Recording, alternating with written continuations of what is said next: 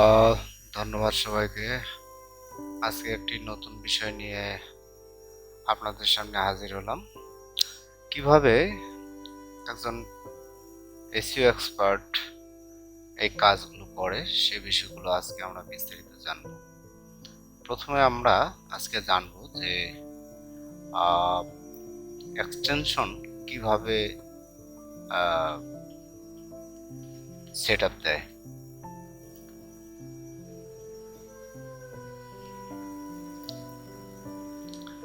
আমরা Chrome browser on করলাম।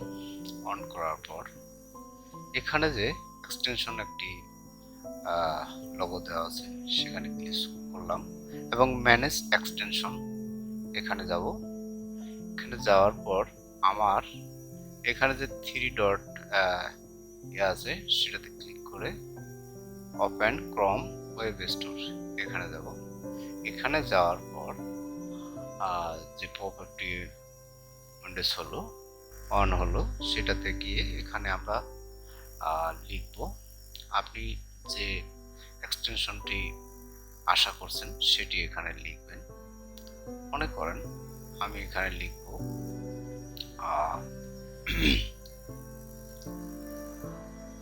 যে বিষয়টি যে এক্সটেনশনটি আপনার প্রয়োজন আছে।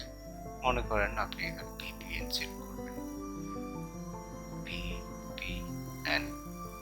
ভিপিএন প্রক্সি যদি আমি নিলাম, এটাতে ক্লিক করি। এটা আমার সেট আপ দেওয়া আছে। আচ্ছা, আমি রিমুভ করে আপনাদেরকে আবারও সেট আপ দেখাচ্ছি। রিমুভ করলাম, এরকম দেখাবে। তখন আমরা কি করব, অ্যাড টু ক্রোম করে অ্যাড এক্সটেনশনে যাব। অ্যাড এক্সটেনশনে যাওয়ার পর এখানে আমার এটা চলে আসে, আমাকে এখানে শো করতেছে। আমরা যেটা সেট আপ দিলাম সেটার নাম আছে অটো অন হচ্ছে।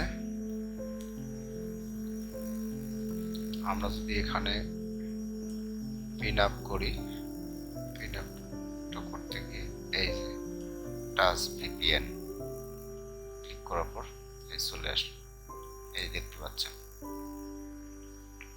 আমরা এখন এই ভিপিএন এক্সটেনশনটা করলাম, সেট আপ দিলাম।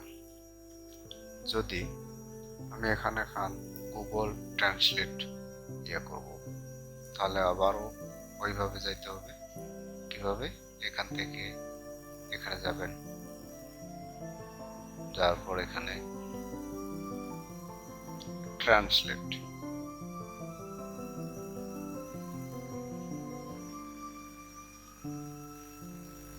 ট্রান্সলেটর, ডিকশনারি,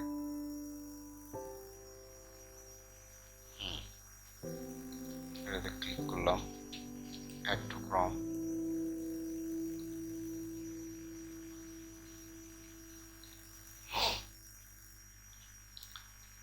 সেট আপ হচ্ছে, একটু সময় নিবে।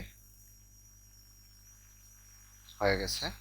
আমরা এটা এখন যদি বাইরে ক্লিক করে চলে যাবে, এখানে আমাকে কি করতে হবে, তাকে পিন আপ করে দিতে হবে। পিন আপ করে দিলে সেটা কি হবে, এখানে শো করবে। এখন এই এক্সটেনশনটি কিভাবে কাজ করে, আমরা একটা যে কোনো কোয়ারি দিয়ে সার্চ করি, কিওয়ার্ড দিয়ে। মনে করেন বেস্ট অ্যাফোর্ডেবল ল্যাপটপ, এটা একটা কিওয়ার্ড। এই কিওয়ার্ড দিয়ে আমি সার্চ দিলাম। এই কিওয়ার্ডের দিয়ে সার্চ করার পর আমি এই অর্থটি বুঝি না,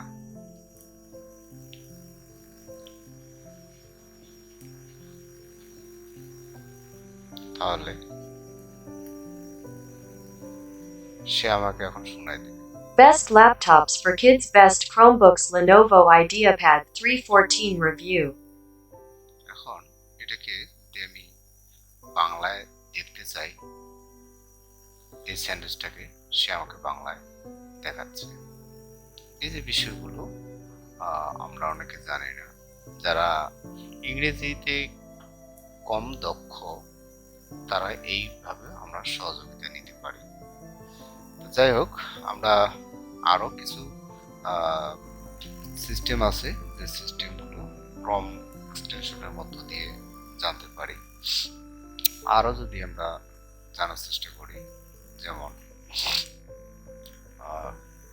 কোন এক্সটেনশনটা যেন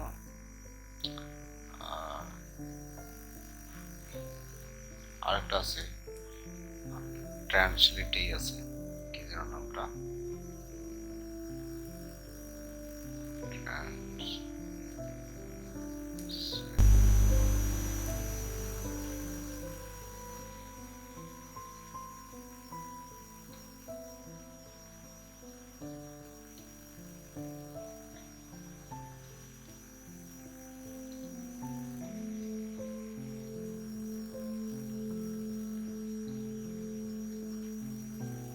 এই যেটা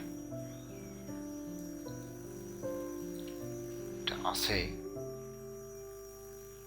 সেট করা আছে। আবার আমরা একটু রিমুভ করি, রিমুভ করার পর আবার অ্যাড করি একটু ক্রম,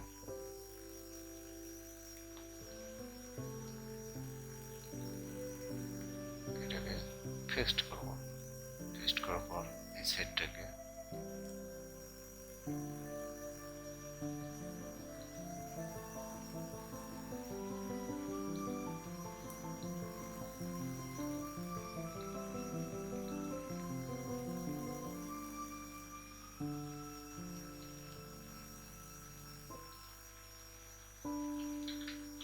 কাজ হচ্ছে।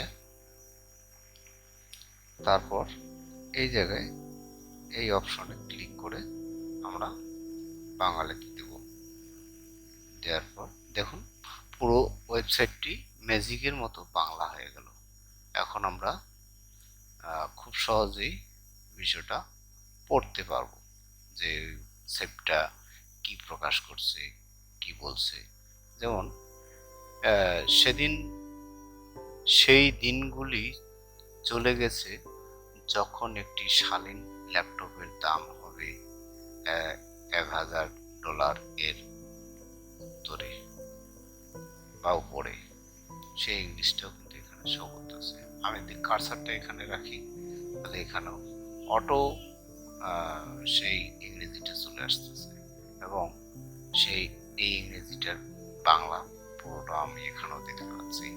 এই যে বিষয়, সহজ বিষয়গুলো আমরা প্রথম অবস্থায় যারা এসইও এক্সপার্ট হওয়ার জন্য চেষ্টা করতেছি আমরণ, এই বিষয়গুলো জানা থাকলে খুব সহজে আমি ব্যক্তি জীবনে কাজের ক্ষেত্রে প্রয়োগ করতে পারবো।